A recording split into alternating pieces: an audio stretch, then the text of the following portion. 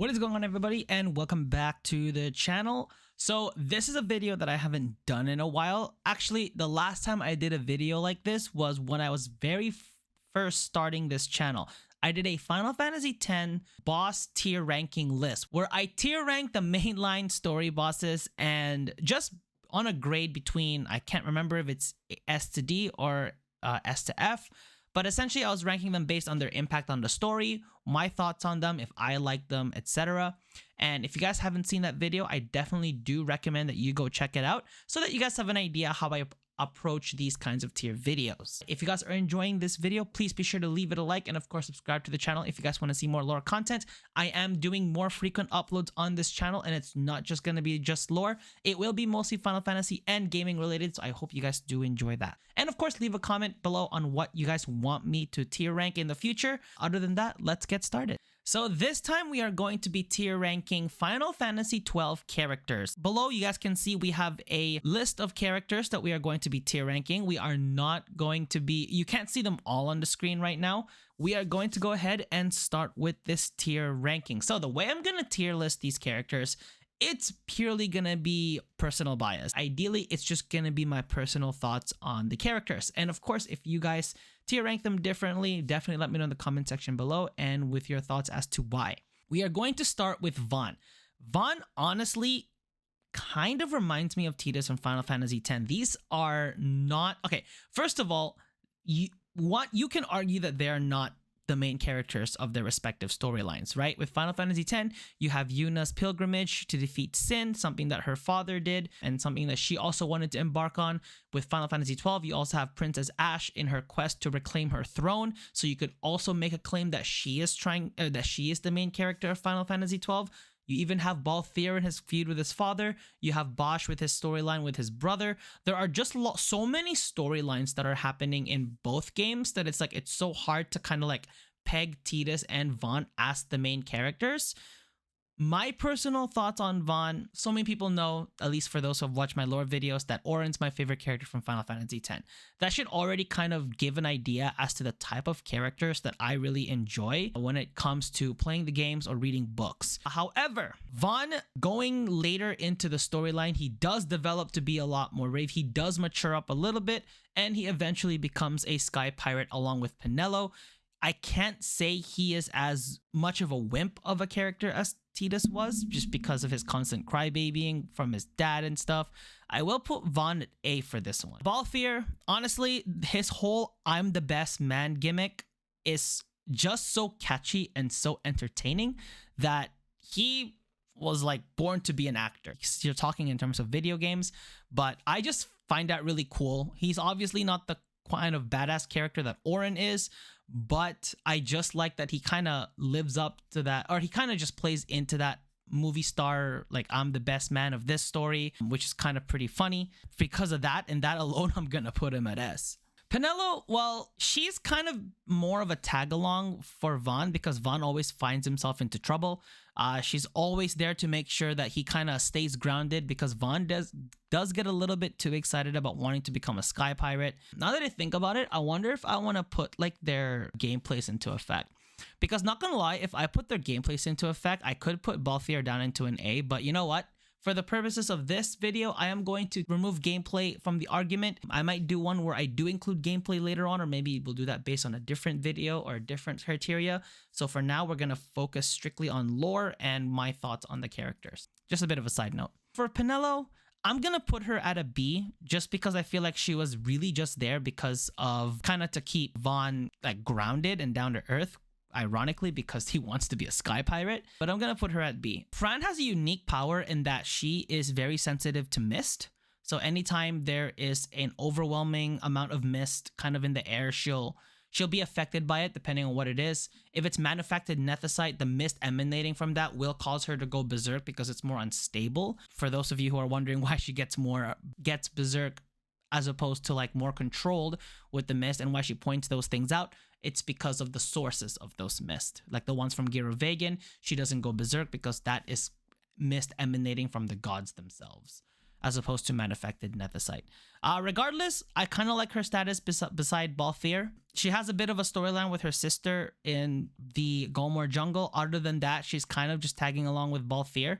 I kind of want to put her in the same tier as Penelo because they serve not the same purpose, but they are pretty like tagged with their character. You don't hear Fran saying that she's like the lead supporting character. She's not as confident in herself as obviously Balthier is, but Fran does exude a bit more of that kind of badass character you'd find almost like with characters like with Sephiroth, Auron, you know, that category of character. She does exude a little bit of that.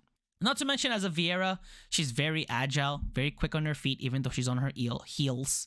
Bosch, because of his impact in the story, his storyline with his brother, and kind of like everything he's gone through, you could make an argument that Bosch, while not as big of a main character as, let's say, Ashe could be, he does have quite a few storylines, and he has a lot of reasons as to why he is kind of part of this storyline against Arcades, wanting to, you know, oust them from power from Dalmasca because he was a trusted general of King Ramenas before his death.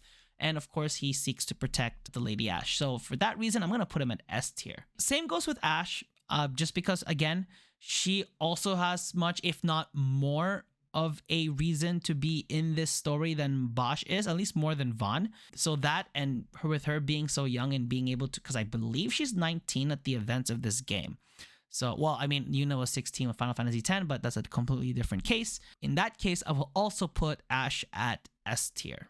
Rex played a very small role in the game, but that he was kind of the motivation as to why Vaughn embarked on this journey in the first place, is because the Empire killed Rex in the Battle of Nalbina Fortress. In reality, it was Noah, or it was Gabranth, and obviously Bosch was framed for it. So for the longest time, Vaughn thought that Bosch was the enemy, when in reality he was not. Even though he was a driving point for Vaughn to enter this storyline, he didn't do much else other than kind of give us the tutorial stage for Final Fantasy XII. So with that, I'm going to put him at C tier, probably even D tier comparing him to all these other characters. I feel like sometimes I'm being too nice with these rankings, to be honest.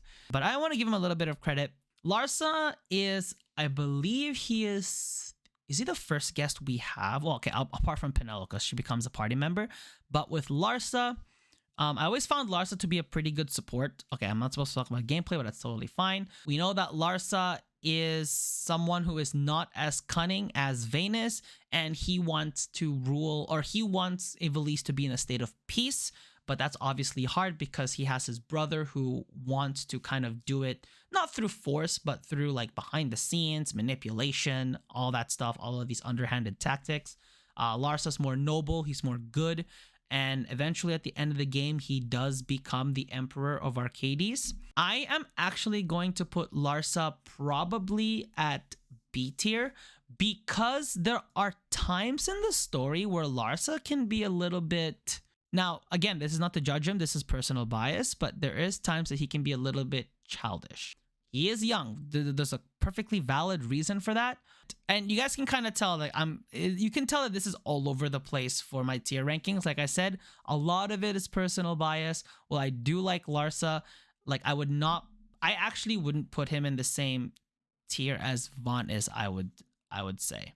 Actually, you know what? Now that I think about it, maybe I would. Just because I remember at the end, he does step up to his brother, and there is a stage against Vayne where Larsa does join the party. So just because of that character development towards the end, I will put Larsa at A tier. Vossler is a very strong guest in the early game. He does eventually not defect, but he does make a deal with the Empire because he kind of thought that this battle was, or the war, he thought the war was pointless. I'm gonna be 100% honest. An act of cowardice, not a big fan of it. If he wasn't such a strong character, like in gameplay wise, I would have put him at D tier, but I will put him at C tier just to kind of like balance that out because he is a strong character. Way before that, he was leading the resistance for any of their missions against to try and undermine the Arcadian Empire every chance they got. There was a point where he just eventually gave up and finally made a deal with the Empire. Redis, on the other hand, was the complete opposite. He started as one of the trusted judge magisters of the Empire to defecting after what happened at the Nabrius Deadlands when he used Nethicite for the first time. And he went to hiding in the port of Balfonheim, changed his name to Redis, and he eventually met the party at Draclor Laboratories, and then they started planning their kind of that last stage of the game where they went after the Sun Crest, and Redis eventually redeems himself by destroying it. So with all of those noble actions, I will actually put Redis at S tier.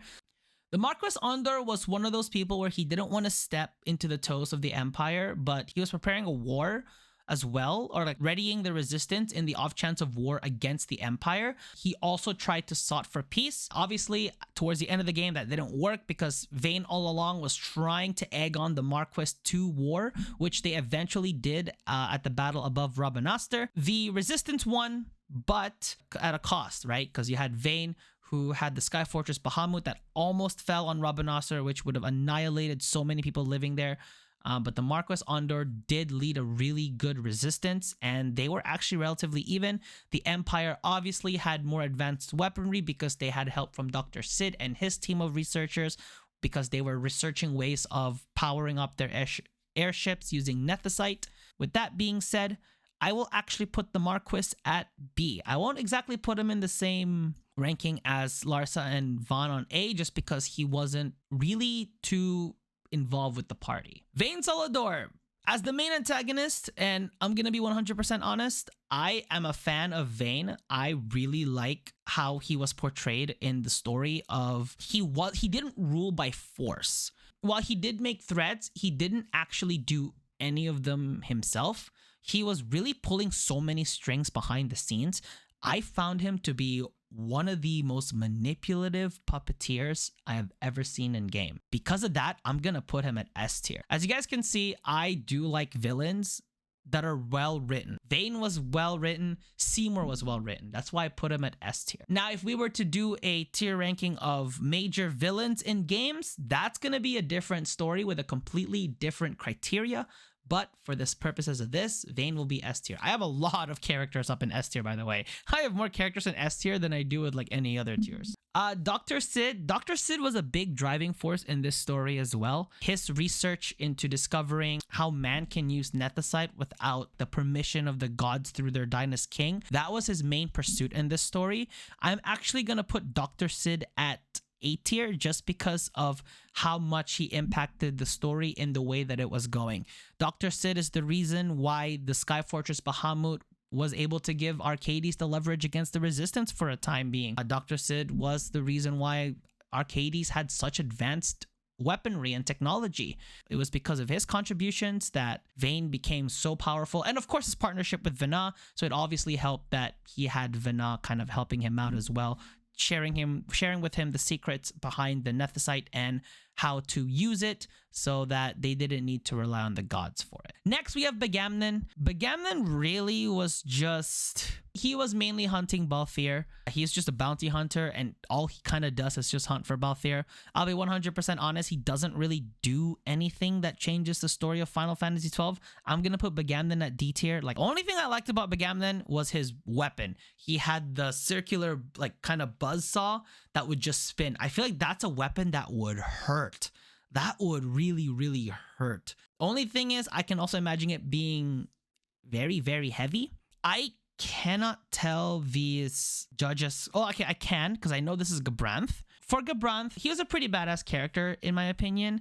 I just didn't see him kind of carry the story as much as Dr. Sid did. I remember the way Vayne was kind of explaining him towards the end, how he was just kind of a puppy feeding on his master's table. That kind of makes sense now that I kind of think back of how Gabranth really operated. His sole desire was to really protect Larsa, even if it meant kind of getting on Vayne's good side for a time, and Dr. Sid as well. I mean, at the end, he did defect, kind of the way Larsa did. The way he was just going on about the rest of that story, I can't really put him in the same tier as Larsa. So I'd actually put him at B tier. Even though Gabranth wasn't, I think out of the 5 judges, he did serve the most in terms of storyline. But again, based off of just personal bias, this is where I would put him. Judge Drace, on the other hand, I would put Drace on the same tier as Gabranth.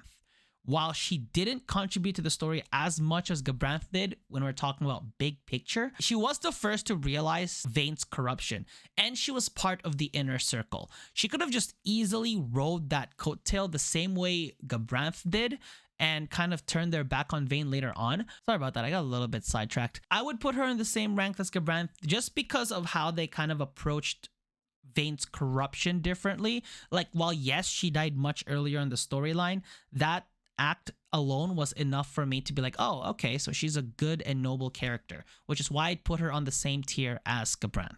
Judge Geese, I don't like him. I'm gonna be 100% honest. Not just his character, felt like an old man to me. He was just an old man. He's the first judge you fight. He is the first one to kind of get in your way, but I just didn't like him. That's definitely bias. I'm putting him this low because of bias. He was kind of like the lab rat in a way because he was the first victim to kind of the power of one of the shards of King Wraithwall. I can't remember which shard it is, to be honest. Apart from that, he did what he had to do. He was Vayne's Judge Magister. Didn't really contribute much to the story apart from that, so I put him at C tier. I might actually put him at F tier, D tier to be 100% honest. Zargabath, he was also similar to Geese in that he just needed to do what he was there, but he kind of outlasted all of these judges because he didn't really contribute anything big into the storyline until the very end, where he offered to ram the Sky Fortress Bahamut just so that it doesn't hit Ivalice, even at the cost of his own airship. I would say that's pretty noble, but apart from that one act, he doesn't really contribute much to the story, but I will rank him above Geese, which is why I'd put him at C tier. Judge Bergen, apart from that one iconic speech, he doesn't really serve much of any other purpose, but that iconic speech is alone to put him in the same rank as Zargabath. I'd want to put him higher at B tier just because apart from Mount Bromoses, he's not really too involved in the storyline. That's why I would put him at C tier.